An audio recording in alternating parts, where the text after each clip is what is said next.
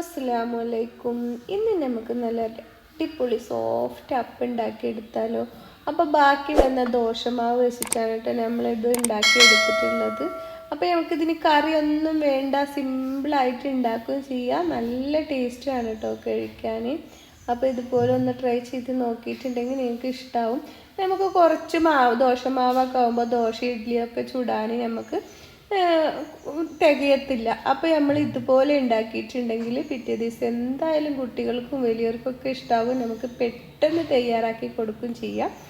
അപ്പം ഞാൻ 2 സവാള ഒന്ന് ഗ്രേറ്റ് ചെയ്തെടുത്തിട്ടുണ്ട്, ഒരു ക്യാരറ്റ്, കുറച്ച് കറിവേപ്പില ചെറുതായി കട്ട് ചെയ്തതും, 2 പച്ചമുളകും എടുത്തിട്ടുണ്ട്. പിന്നെ 1 ടീസ്പൂൺ ഇഞ്ചി ചെറുതായി അരിഞ്ഞതും 1 ടീസ്പൂണ് വെളുത്തുള്ളി ചെറുതായി അരിഞ്ഞതും ഇട്ടിട്ടുണ്ട് കേട്ടോ. പിന്നെ നമ്മൾ ഇതിലേക്ക് 2 മുട്ടയാണ് കേട്ടോ പൊട്ടിച്ചൊഴിച്ച് കൊടുക്കുന്നത്. അപ്പോൾ 2 മുട്ട കൂടി പൊട്ടിച്ചൊഴിച്ച് കൊടുക്കുന്നുണ്ട്. അപ്പോൾ ഇതാണ് നമ്മൾ ബാക്കി വന്ന ദോശമാവാണ്. അപ്പോൾ 2 കപ്പ് ദോശമാവ് ഉണ്ട് കേട്ടോ. അപ്പോൾ ഇത് നമ്മൾ ഫ്രിഡ്ജിൽ വെച്ചതാണ്, തണുപ്പൊക്കെ വിട്ടിട്ടുണ്ട്. അപ്പോൾ തണുപ്പൊക്കെ വിട്ടതിന് ശേഷം നന്നായി മിക്സ് ചെയ്തിട്ട് നമ്മളിത് ഇതിലേക്ക് ഒഴിച്ചു കൊടുക്കണം കേട്ടോ ചെയ്യുന്നത്. ഇന്നലത്തെ ദോശമാവാണ് കേട്ടോ. അപ്പോൾ 2 കപ്പുള്ളപ്പോൾ ഇത് ദോശ ഉണ്ടാക്കിയാൽ തികയൂല്ല കുട്ടികൾക്കൊന്നും.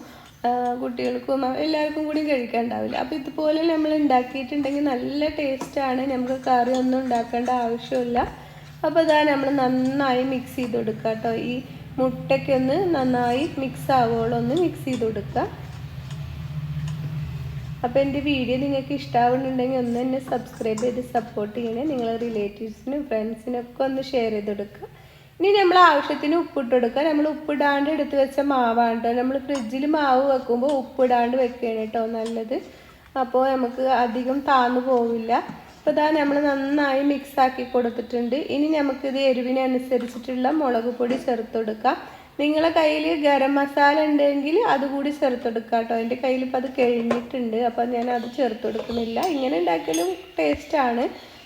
ഗരം മസാലയും കൂടി ഇടുമ്പോൾ ഒന്നുകൂടി ടേസ്റ്റാണ് കേട്ടോ. അപ്പോൾ ഞാനിതിൽ കുറച്ച് മഞ്ഞൾപ്പൊടി ഇട്ട് കൊടുത്തിട്ടുണ്ട്, ഒരു കളറൊക്കെ കിട്ടാൻ വേണ്ടിയിട്ട്. നന്നായി മിക്സ് ചെയ്തെടുത്തിട്ടുണ്ട്. അപ്പോൾ ഞാൻ വെള്ളപ്പച്ചട്ടിയാണ് കേട്ടോ വെച്ച് കൊടുത്തിട്ടുള്ളത്. നിങ്ങളടുത്ത് കുഴിയുള്ള ഏതെങ്കിലും ചീനച്ചട്ടി ആയാലും കുഴപ്പമില്ല. ഞാൻ ഒന്ന് എണ്ണ തൂവി കൊടുക്കുന്നുണ്ട്. നിങ്ങൾക്ക് എണ്ണ ഇഷ്ടമില്ല എന്നുണ്ടെങ്കിൽ എണ്ണ ഒഴിച്ചു കൊടുക്കണ്ട കേട്ടോ. ഇനി ഇതാ നമ്മളിതൊരു തവി ഇതിലേക്ക് ഒഴിച്ചു കൊടുത്തിട്ട് ഇതുപോലെ ഒന്ന് ചെറുതായി ഒന്ന് പരത്തി കൊടുത്താൽ മതി. എന്നിട്ട് നമുക്കത് അടച്ച് വെച്ച് കൊടുക്കാം. അപ്പോൾ അതാണ് നമ്മളിതിവിടെ അടച്ച് വെച്ചിട്ടുണ്ട്. അപ്പോൾ നമ്മുടെ ഈ മുട്ടയുടെയും വെജിറ്റബിളിൻ്റെയും ഒക്കെ ടേസ്റ്റ് ആകുമ്പോൾ നമുക്കിത് കറിയൊന്നും ഇല്ലാണ്ട് നല്ല ടേസ്റ്റിൽ കഴിക്കാൻ പറ്റും കേട്ടോ. അപ്പോൾ ഞാൻ കുറച്ചും കൂടി നെയ്യോ എണ്ണയോ എന്ത് വേണമെങ്കിലും നിങ്ങൾക്ക് തൂവി കൊടുക്കുക. അത് വേണമെന്നോ നിർബന്ധവും ഇല്ല കേട്ടോ.